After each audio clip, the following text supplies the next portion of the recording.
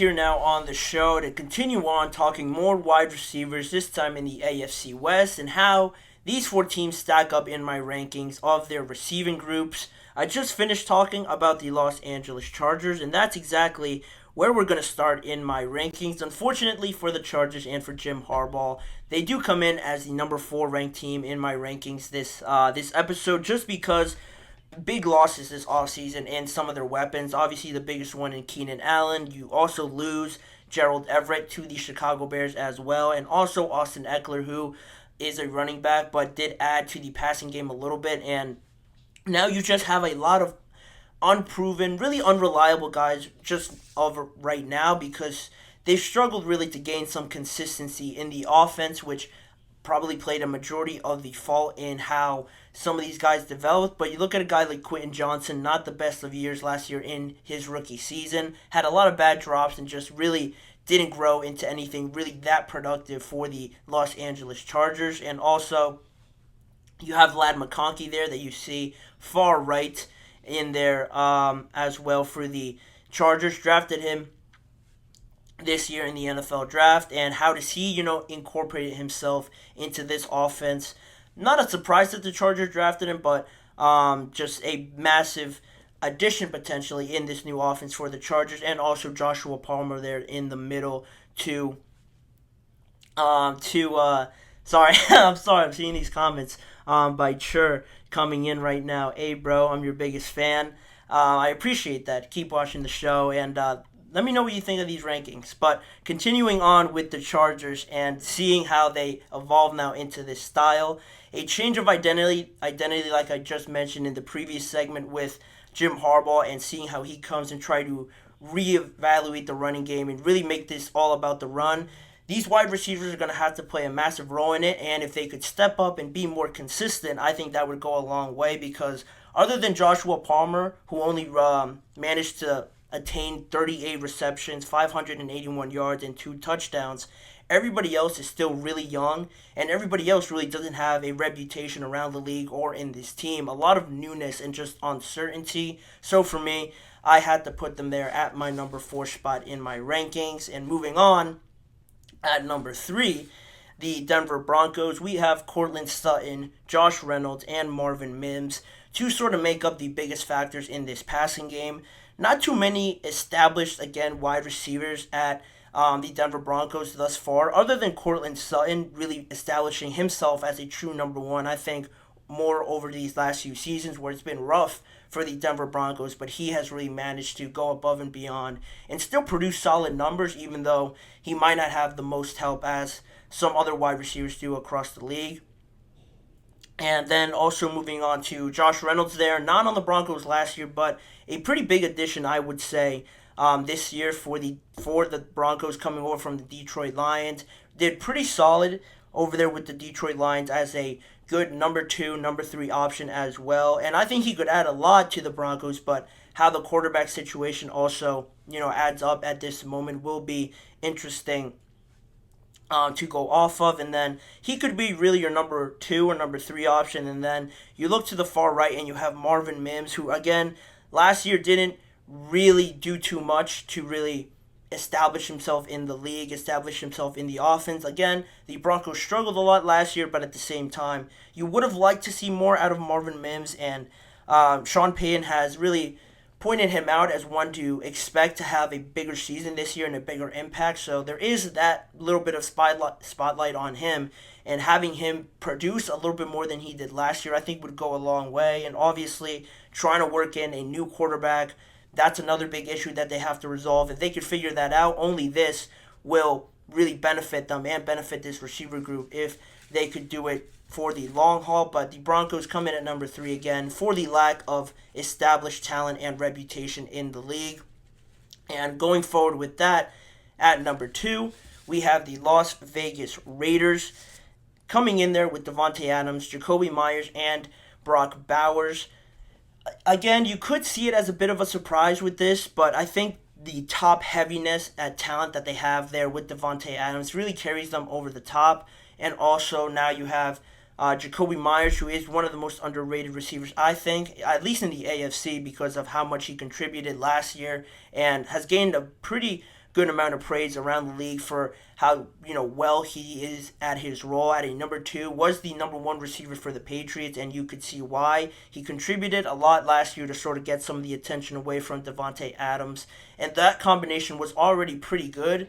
And then you add a guy like Brock Bowers, one of the generational talents at the tight end position to come out of the NFL draft, adding a different dimension to this team to really do a lot of things on this offense where the defense is really left guessing.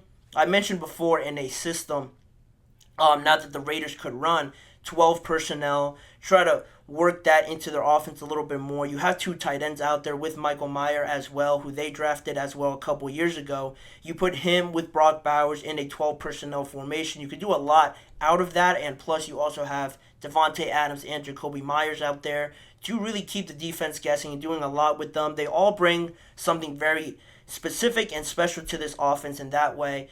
Even if they don't have a true franchise quarterback right now, they have the necessary amount of options and depth at this position as well, with guys like Michael Gallup coming over from the Cowboys, Jalen Guyton as well from the Los Angeles Chargers. Not the most eye-catching targets, but very good depth at their behind the 3 main guys that you see on your screen. I expect them to be better. I think Antonio Pierce has a lot to do with that this season, but they've definitely gotten more talented. Just on the defensive side of the ball would be my biggest concern, but offensively, I think compared to the Chargers and the Broncos, they've done the best job of improving from a group last year that definitely needed some more talent on that roster. Now they got it, but they aren't the number 1 team in my rankings. That, again, falls to the Kansas City Chiefs, a boring answer, but it is, I think, the most accurate one. Travis Kelce as a reliable option as you would ever want.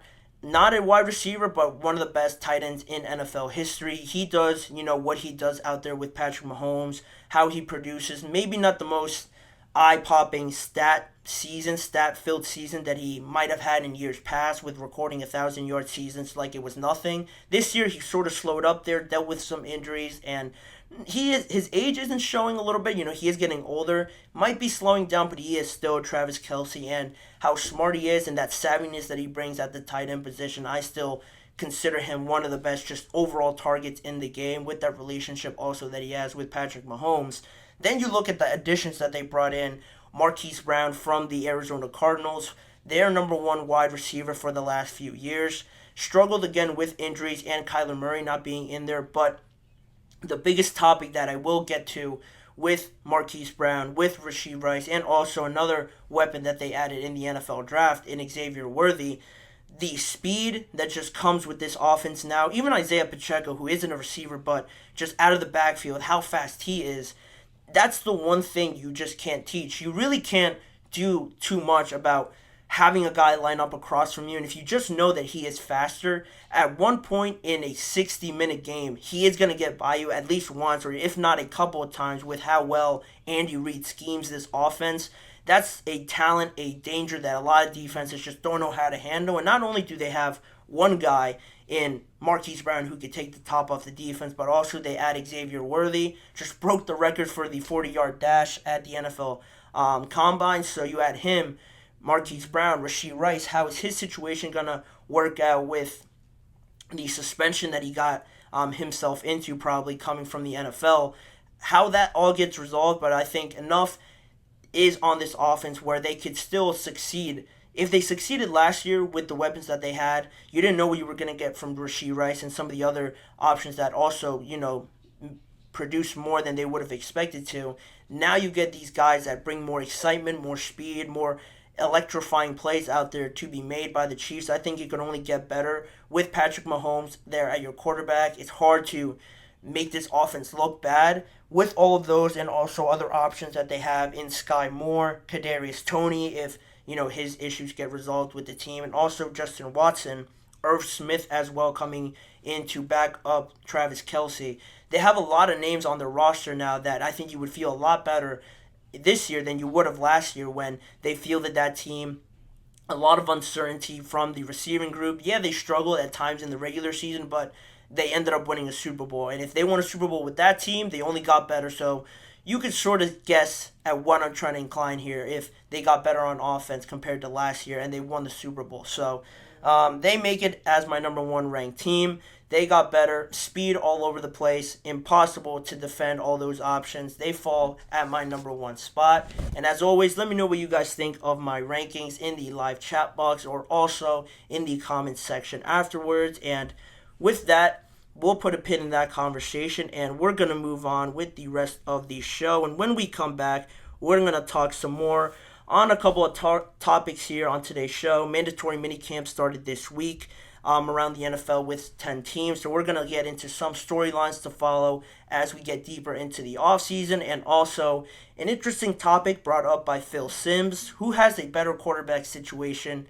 between the Pittsburgh Steelers and the Cleveland Browns? Find out what I think about that and what Phil Simms also thinks about that when we return. Don't go anywhere. We'll be right back after this short break.